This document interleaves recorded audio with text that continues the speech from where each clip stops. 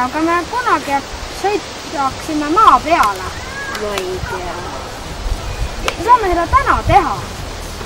Ei tea, äkki see ei ole hea mõte. On küll. Lähme kosmose laeva juurde.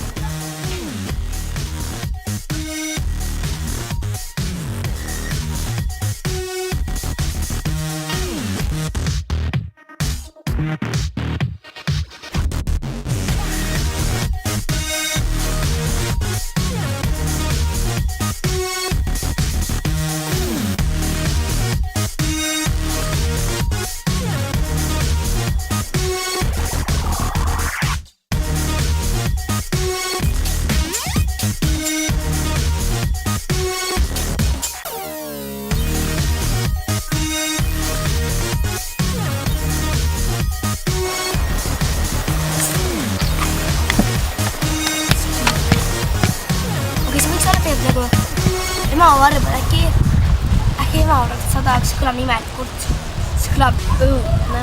Ei saa ju emavarb. Ei saa jah, või ei saa.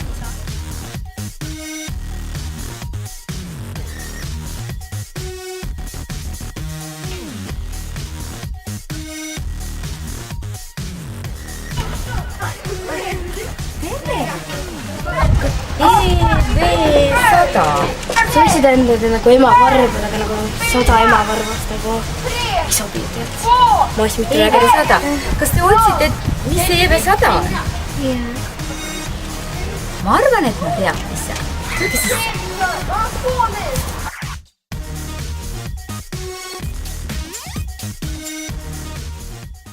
Ma arvan, et ma tean, mida te otsite. Kas pole nii, et E tähendab Eesti ja V tähendab vabariigi?